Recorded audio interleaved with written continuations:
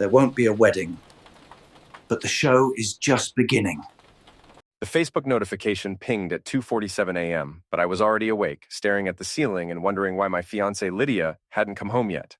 Her bachelorette party was supposed to end hours ago. I grabbed my phone, expecting maybe a drunk text or a blurry selfie with her girlfriends. Instead, I found myself looking at a photo that sent an icy chill down my spine. There was Lydia, my bride-to-be of 8 years, sitting on some guy's lap at Murphy's bar downtown. Her arms were wrapped around his neck, her face flushed with alcohol and something else I didn't want to name. The man's face was partially turned away, but I could see enough. Expensive shirt, confident smile, the kind of guy who thought he owned whatever room he walked into. The caption read, "Last night of freedom. Thanks, girls, for the wildest bachelorette ever. Hash no regrets, hash, last night single." My hands shook as I scrolled through the comments. Her friends were all laughing, posting fire emojis and "get it, girl" messages. Sienna, her maid of honor, had written, "What happens at Bachelorette stays at Bachelorette." Oops. I stared at that photo for 10 minutes, my mind racing. 8 years together. 8 years of building a life, planning a future, talking about kids and mortgages and growing old together. And this was how she celebrated our upcoming marriage. Without thinking, I screenshot the photo and posted it to my own Facebook with a simple caption. First night of freedom, actually. I changed my relationship status to single and tagged everyone who mattered, including her father, Richard Hartwell, the most uptight insurance executive in all of Portland, Maine. Then I waited. The response was immediate and explosive. My phone started buzzing with notifications, comments, and messages. Friends, family, co-workers, everyone had something to say. Some were supportive, others were shocked, but most were just hungry for drama. At 3:15 a.m., I heard Lydia's car in the driveway. She burst through the front door like a hurricane, her face twisted with rage. Still wearing her little black dress from the party, makeup smeared, she looked nothing like the composed insurance executive I'd fallen in love with. "What the heck is wrong with you, Eli?" she screamed, waving her phone at me. "Are you completely insane?" I was sitting at our kitchen table, laptop open, watching the social media wildfire I'd started. Our small town of Millbrook thrived on gossip, and I'd just given them the story of the year. Wrong with me? I stood up slowly. At 38, I'd learned to control my temper through years of military service and running my own handyman business. But tonight, that control was hanging by a thread. I'm not the one grinding on strangers at my bachelorette party. It was just a joke. She threw her purse on the counter. God, you're so insecure. It was harmless fun. Harmless? I pulled up the photo on my laptop screen. This looks harmless to you? Lydia glanced at the image, and her face went pale for just a second. Then the defiance came roaring back. You don't trust me after 8 years? That says everything about you, not me. Who is he? Nobody. Just some random guy at the bar. Sienna dared me to take a photo. It meant nothing. But something in her voice told me she was lying. The way her eyes darted away, the slight tremor in her hands. I'd seen enough liars in my time to recognize the signs. My phone rang. Richard Hartwell's name flashed on the screen. "Answer it," Lydia hissed. I put it on speaker. "Hello, Richard. Elliot Griffin. What in God's name is going on?" Her father's voice was ice cold. "I'm getting calls from half the town about some social media nonsense. Ask your daughter." "Lydia, explain yourself. Now." She grabbed the phone. "Daddy, it's nothing. Eli's having some kind of breakdown. The photo was just a silly joke." "A joke that's now been shared 300 times, I said. "The local news Facebook page just picked it up." Lydia's face went white. "What?" I refreshed my browser. "Channel 8 News. Local groom calls off wedding after viral bachelorette party photo. Congratulations, honey." "You're famous. This is insane," she shouted. "You're ruining everything over nothing." "I'm ruining everything?" I laughed, but there was no humor in it. "I'm not the one who decided to dry hump a stranger 3 days before our wedding." Richard's voice crackled through the phone. "That's enough, both of you. Lydia, come home. We'll discuss this like adults." After she left, I sat in my kitchen and watched the story explode across social media.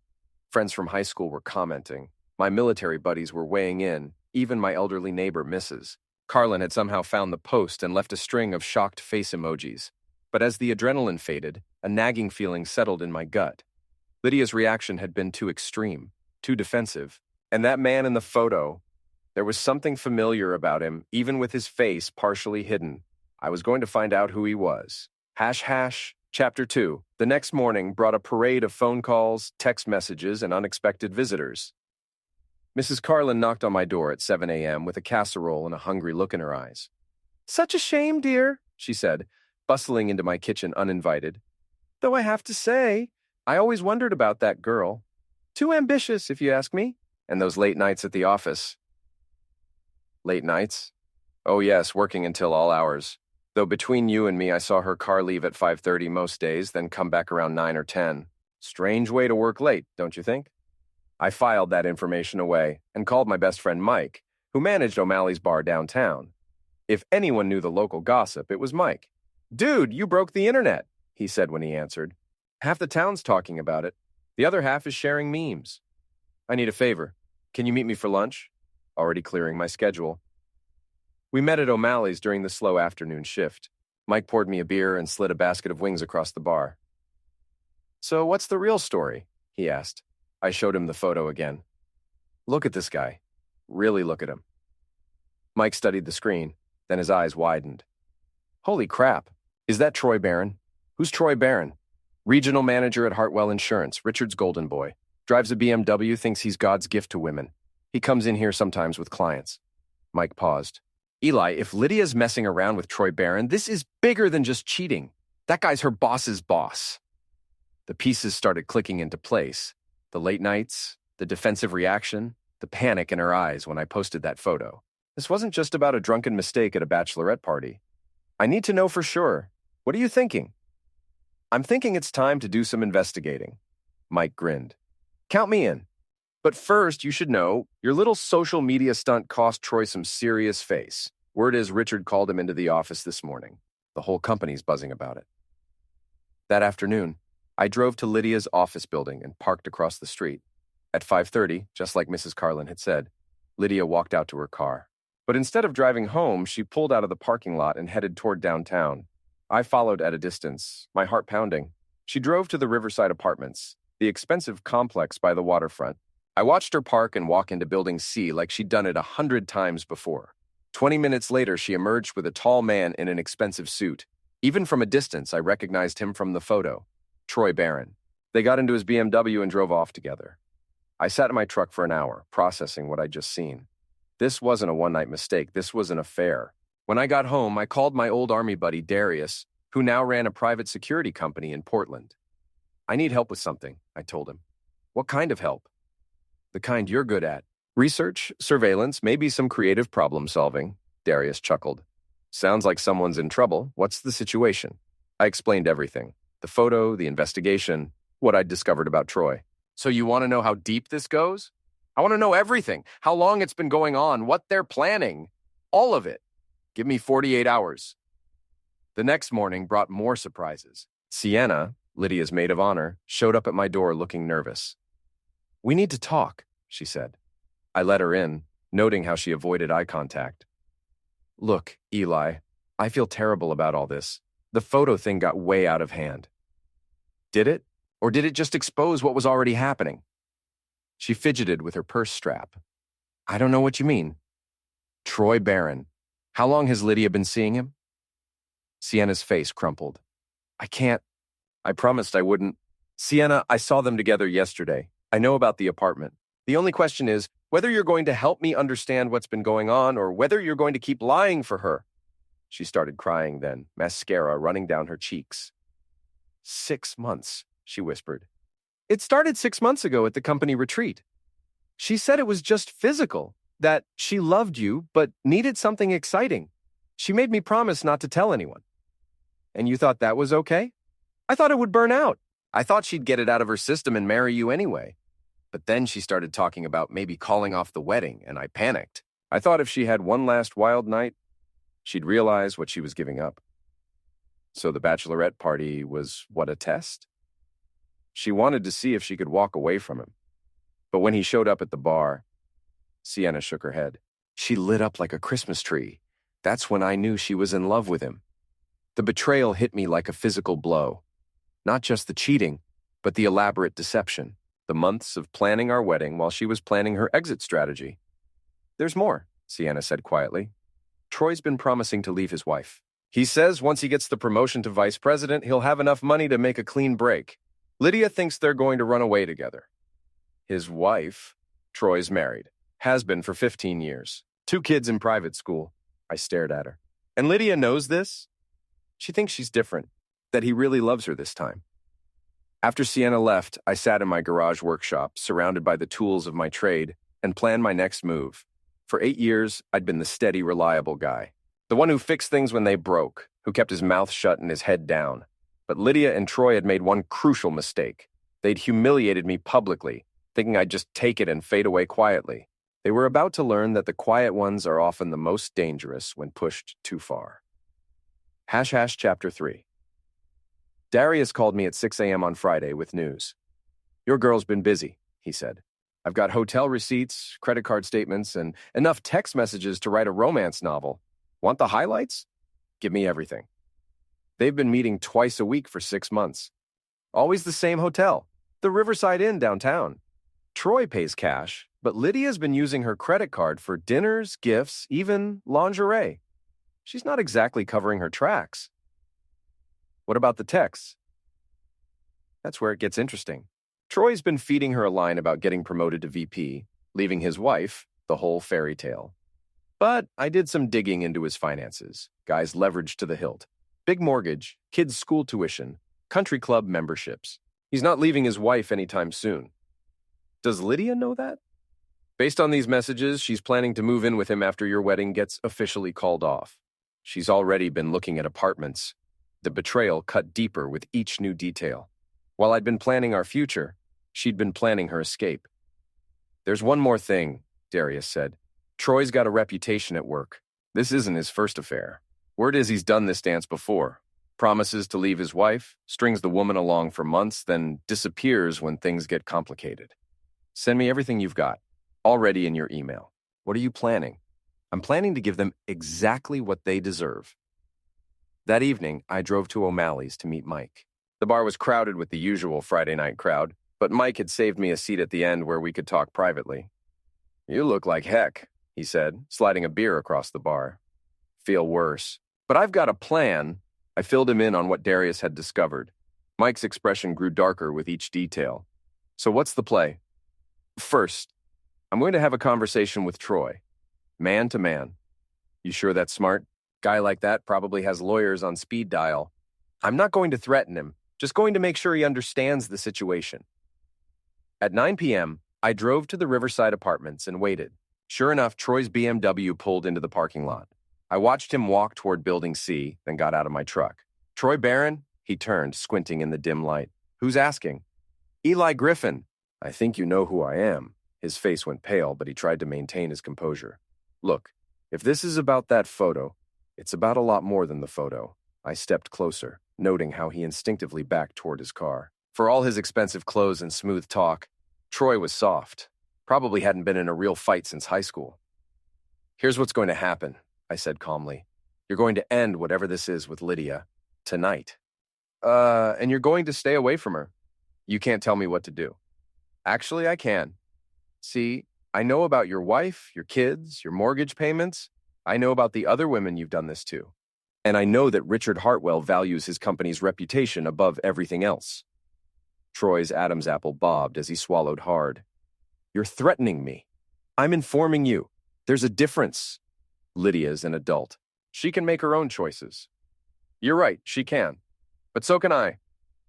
I pulled out my phone and showed him the screen, a draft email to Richard Hartwell with photos, hotel receipts, and text message screenshots attached. "One click sends this to your boss, your wife, and every gossip blog in Portland. Your choice." Troy stared at the phone, then at me. "You're bluffing." I hit send. "Oops." The color drained from his face. "You son of a witch!" He lunged at me, but 8 years of military training and 15 years of manual labor had left me in better shape than his gym membership could match. I sidestepped his clumsy swing and grabbed his wrist, twisting his arm behind his back. "Here's some free advice," I said quietly. "Next time you want to destroy someone's life, make sure they don't know how to fight back." I released him and walked back to my truck, leaving him standing in the parking lot, probably wondering how fast he could update his resume. My phone started ringing before I even got home. First Lydia, then Richard, then numbers I didn't recognize. I let them all go to voicemail. The next morning, I woke up to find my story had gone viral again. Someone had recorded video of my confrontation with Troy and posted it online. The comments were brutal, and most of them were on my side. Local handyman school's cheating boss. This is how you handle a homewrecker. Troy Barron got what he deserved. At 10 a.m., Lydia showed up at my house. She looked like she hadn't slept, her usually perfect appearance disheveled and desperate. "You destroyed everything!" she screamed the moment I opened the door. "I destroyed everything? That's Rich!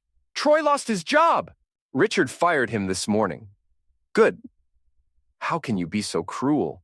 We love each other," I laughed. "Love? Lydia, you were a game to him. Just like the other women he's done this to." "That's not true. Ask him about Jennifer Morrison. Or Sarah Chen, both former employees who thought they were special too." Her face crumpled. "You're lying." "Am I? When's the last time you heard from Troy?" "Since yesterday, I mean." She pulled out her phone and I could see her scrolling through messages. Her expression changed as she realized what I already knew. Troy had gone silent. "He's probably just figuring out what to do next," she said. But the confidence was gone from her voice. "He's probably figuring out how to explain this to his wife without losing half his assets in a divorce. You don't understand what we have. I understand exactly what you have. 6 months of hotel rooms and lies. And now it's over." She stared at me for a long moment, and I saw the exact moment she realized I was right. Troy wasn't coming to rescue her. He wasn't leaving his wife. He wasn't even returning her calls. "I hate you," she whispered. "That's fine, but you're going to hate yourself more when you realize what you threw away." After she left, I called Mike. "How's it feel to be the most famous man in Millbrook?" he asked. "Like I'm just getting started." Chapter 4. The next week brought a parade of consequences that rippled through our small town like stones thrown in a pond. Troy Barron disappeared entirely. Rumor had it his wife kicked him out and he was staying in a motel while looking for work in another state. Lydia moved back in with her father, who was so embarrassed by the scandal that he barely left his house. But my former friends were a different story. It started with Dave and Jennifer Morrison. Yes, the same Jennifer that Troy had apparently seduced and discarded 2 years earlier.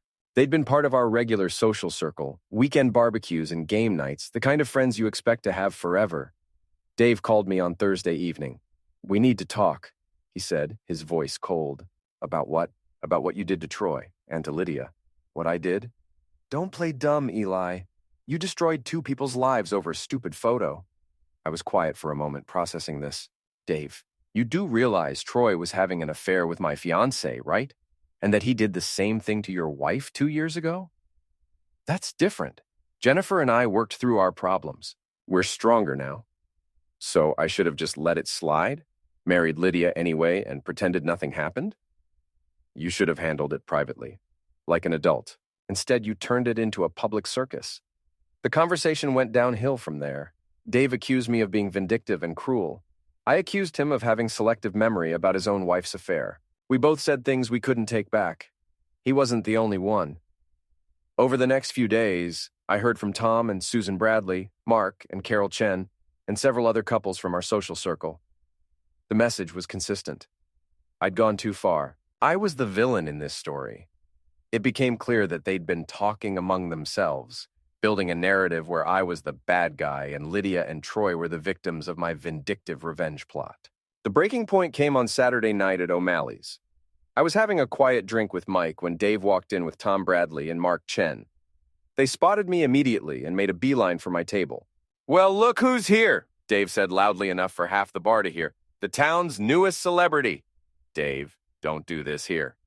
"Why not? You didn't mind making your business public before." Tom stepped closer. "You know what you are, Eli. You're a bitter, small man who couldn't handle the fact that his woman found someone better." The bar went quiet. Everyone was watching now. Phones probably already recording. "Someone better?" I stood up slowly. "You mean a married man who was using her for love while lying about leaving his wife?" "At least Troy treated her like a queen," Mark added. "When's the last time you took Lydia somewhere nice? When's the last time you bought her flowers or jewelry or made her feel special?" "I was saving for our wedding. You know, the one she was planning to skip out on."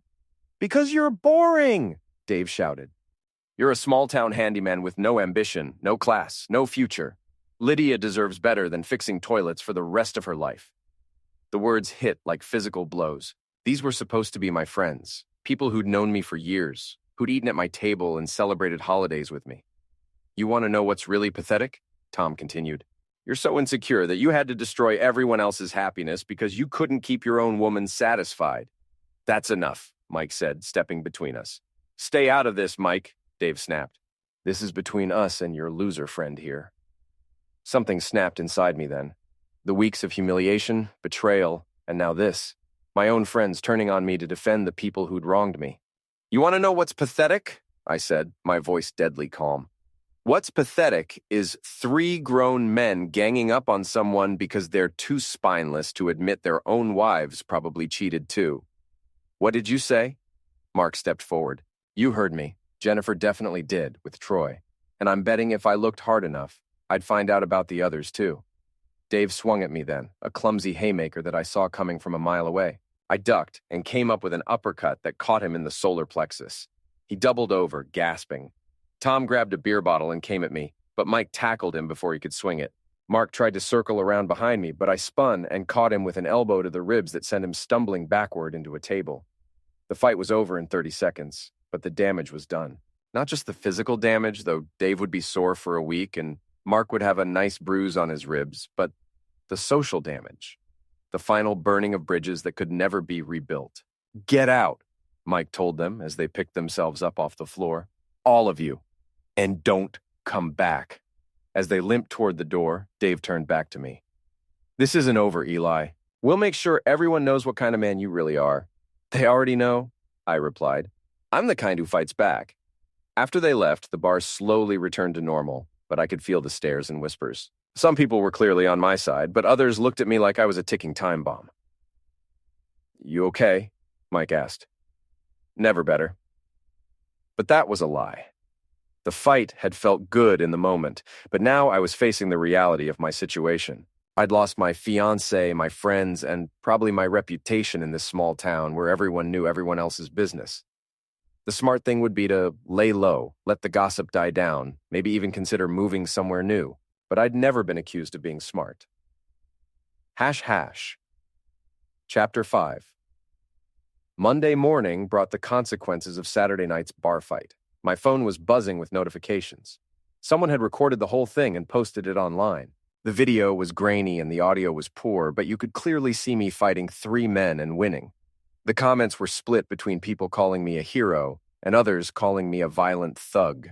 The local Facebook groups were having heated debates about whether I was justified or just another example of toxic masculinity run amok.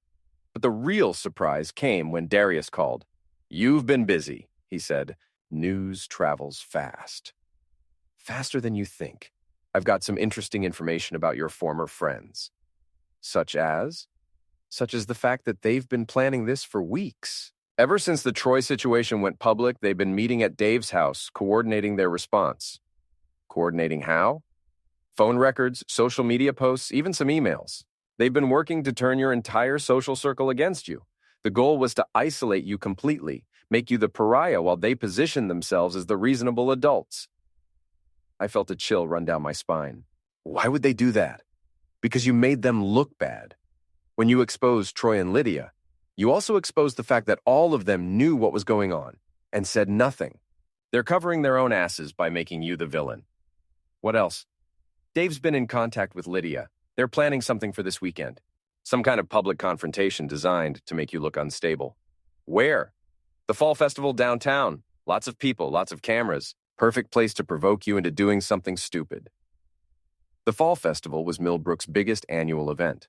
The entire town would be there, along with visitors from surrounding areas. If Dave and his crew were planning to ambush me there, it would be in front of hundreds of people. There's more, Darius continued. I did some digging into your friends' finances and personal lives like you suggested. Want to know what I found? Tell me. Tom Bradley's been having an affair with his secretary for 8 months. Mark Chen's been embezzling from his construction company to pay gambling debts. And Dave Morrison? He's been buying pills from a dealer in Portland. Not just marijuana, we're talking hard stuff. Pills, powder, the kind that gets you serious jail time. I sat back in my chair processing this information. My former friends weren't just hypocrites, they were criminals. Can you prove all this? Photos, financial records, text messages. These guys aren't as careful as they think they are. Send me everything. What are you planning? I'm planning to give them exactly what they're planning to give me. A public humiliation they'll never recover from. Saturday arrived gray and drizzly, typical October weather in Maine. The fall festival was set up in the town square, with food trucks, craft booths, and a small stage for local bands. Despite the weather, hundreds of people had turned out for the annual tradition. I arrived around noon, wearing jeans and a flannel shirt, looking like any other local resident enjoying the festival. But I wasn't there for the food or entertainment. I was there for war. I spotted Dave first, standing near the apple cider stand with Tom and Mark. They were scanning the crowd, clearly looking for me. Nearby, I could see Lydia talking with some of her co-workers, occasionally glancing in Dave's direction. They were all here. Perfect. I walked over to the small stage where a local country band was finishing their set. The festival organizer, Betty Walsh, was standing nearby with a clipboard.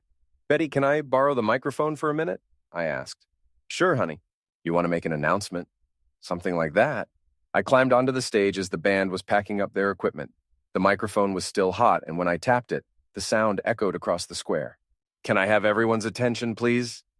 The crowd slowly turned toward the stage. I could see Dave and his friends pushing through the people, realizing what was happening, but unable to stop it. For those who don't know me, I'm Eli Griffin. I've lived in this town my whole life, and I've always believed in treating people with honesty and respect. The square was quiet now, except for the sound of rain pattering on the tent roofs. Recently, some people have been spreading stories about me, calling me unstable, violent, a bad friend, so I thought I'd take this opportunity to set the record straight. I pulled out my phone and connected it to the sound system. This is a recording of Dave Morrison arranging a pills deal in Portland last month. The audio was crystal clear. Dave's voice, discussing prices and quantities, arranging a regular supply. The crowd murmured as they recognized his voice. Dave's face went white. He started pushing toward the stage, but there were too many people in the way. This next recording is Tom Bradley on the phone with his secretary, discussing their affair and how to hide it from his wife. Tom's voice filled the square, talking about hotel rooms and lies, laughing about how clueless his wife was. I could see Susan Bradley in the crowd, her face a mask of shock and rage.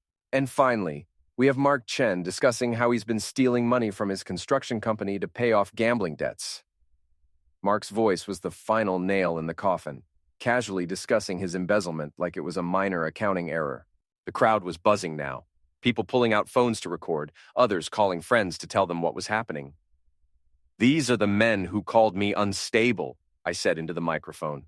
"These are the people who said I went too far when I exposed my fiancé's affair. I'll let you decide who the real villains are in this story."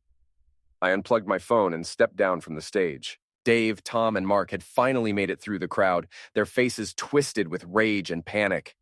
"You son of a witch!" Dave screamed, launching himself at me. But I was ready for him. I sidestepped his charge and let his momentum carry him into the stage platform. He hit it hard and went down in a tangle of limbs. Tom came next, swinging wildly. I caught his wrist and twisted, using his own force to flip him over my hip. He landed hard on the wet grass and didn't get up. Mark was smarter. He pulled out a knife. The crowd screamed and scattered as Mark advanced on me, the blade gleaming in the gray afternoon light. But 20 years of military and civilian training had taught me how to handle armed opponents. I grabbed a folding chair from nearby and used it to block his first thrust. The knife stuck in the metal frame, and while he was trying to pull it free, I swung the chair around and caught him in the side of the head. He dropped like a stone. The whole fight had lasted maybe 90 seconds, but it felt like hours. I stood in the middle of the town square, surrounded by my defeated enemies, while hundreds of people stared at me in shock. Then the applause started. It began with one person, then spread through the crowd like wildfire. People were cheering, whistling, taking pictures and videos. Someone shouted, "That's how you handle bullies!" and the crowd roared its approval. I looked around and saw Lydia standing near the cider stand, her face pale with shock. Our eyes met across the square, and I saw something I'd never seen before. Fear.